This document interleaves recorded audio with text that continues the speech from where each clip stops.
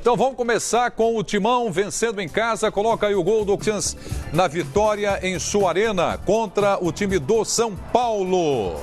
Vai para cima o Corinthians e logo aos 7 minutos, Pedrinho. Ah, como gosta de fazer gol o Pedrinho, hein?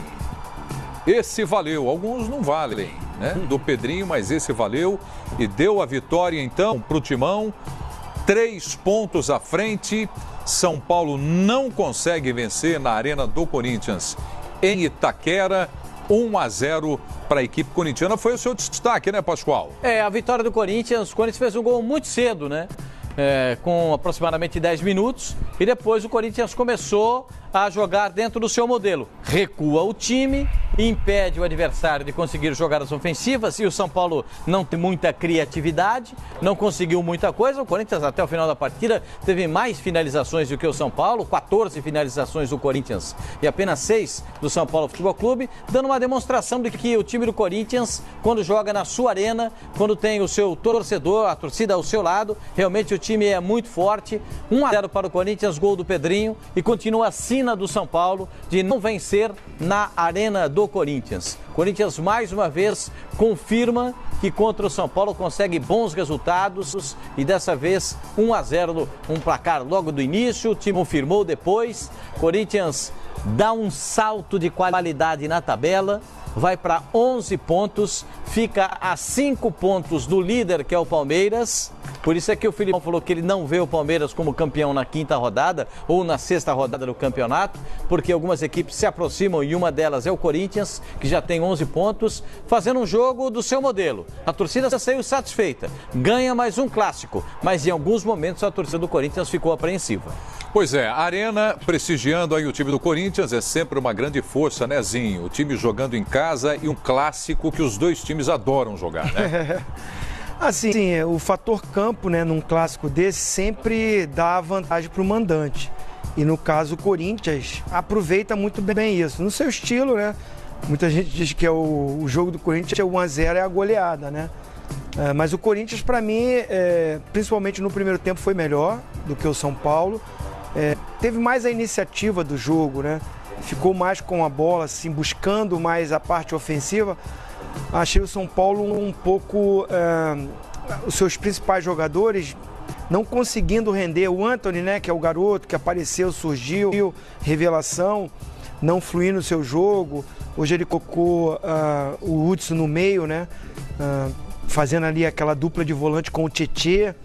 Botou o Rodrigo Bueno, né, de início logo como meia centralizado. O Vitor Bueno. O Vitor Bueno e o Everton aberto pela esquerda com o Pato. Ele dizia que era o seguinte, o Vitor Bueno com o Pato não seria atacante, não seria o homem de ficar lá na área, ele não quer que os dois fiquem de costas. Mas aí você não tinha referência, os dois saíam para o meio para jogar. O meio-campo do Corinthians marca muito forte, então eles também não encontravam esse espaço. Então achei o Corinthians, na montagem de equipe, por mais que o Cuca tentou de todas as formas mexer na equipe, mas um Corinthians mais organizado e com o mando de campo, aproveita isso, a força da torcida, da Fiel, um time que já tem um padrão de jogo. Acho que é uma vitória justa, o Corinthians sobe, muita gente critica o estilo de jogo do Carille, eu não, eu gosto muito do Carille, acho que ele sabe montar a sua equipe, o Corinthians dessa maneira conquistou vários campeonatos e por isso já está ali, como o Pascoal falou, 11 pontos, terceiro colocado, tem um bolo ali, né, de 11 pontos, 10 pontos, o Atlético tem 12 pontos, o Palmeiras é que desgarrou. Mas acho que o Corinthians entra nessa briga ali do G4, dos times desse bolo da frente. Acho que tem elenco para isso e tem treinador para isso também. Tá, daqui a pouco nós vamos colocar a classificação do campeonato, porque o Zinho já fala que está embolado ali em cima. O Pascoal também mencionou a subida do Corinthians na classificação. Daqui a pouco nós vamos colocar a classificação dela para você. E o André Cavalcante está em Itaquera, na Arena do Corinthians, e o Gudrian Neuffer também. Já trazendo os personagens dessa vitória do Corinthians por 1-0 do São Paulo aqui no AUP. E a equipe do São Paulo, hein? Que tabu é esse, Edmundo, que não consegue vencer em Itaquera? Mais do que isso, Preto, é um time que não consegue fazer gols.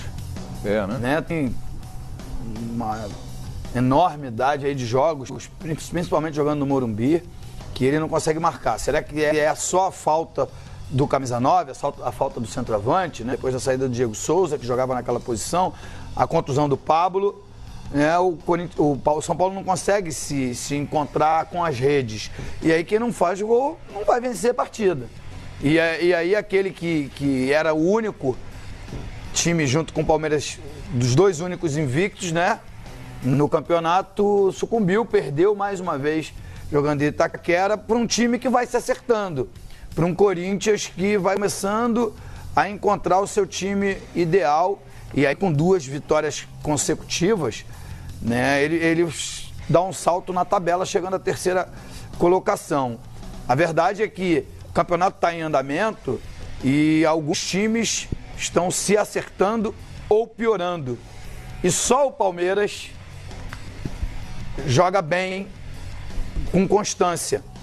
Se você for olhar, o Cruzeiro está deixando a desejar, o Grêmio teve um início péssimo, o Atlético Mineiro oscila.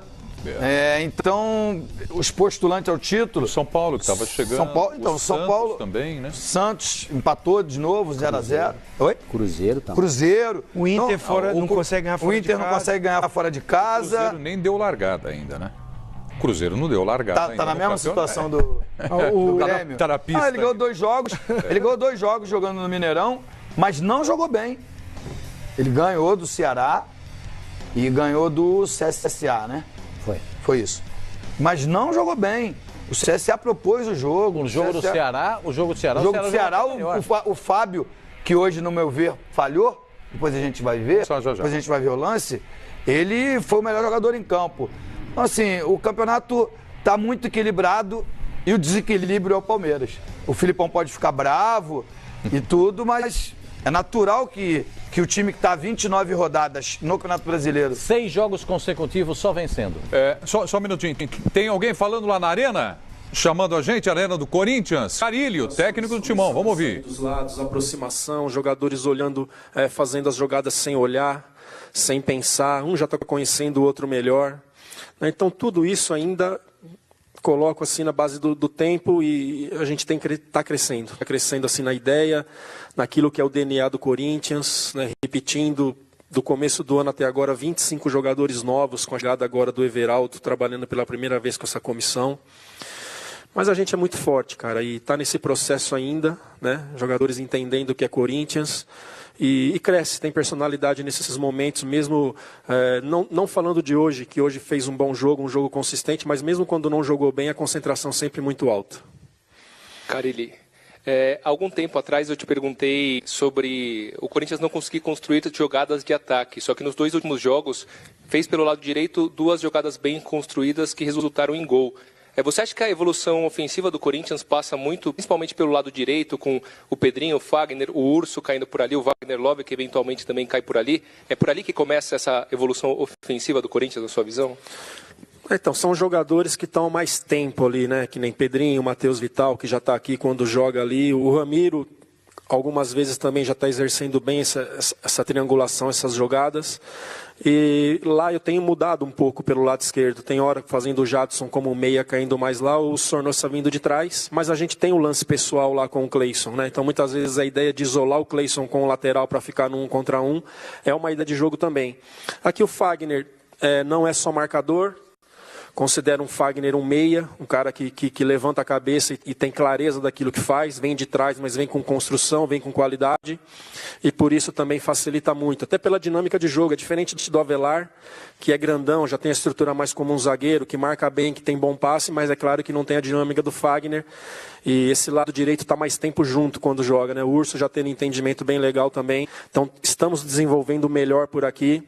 E agora, com o tempo e com o trabalho, a gente vai desenvolver bem pela esquerda também.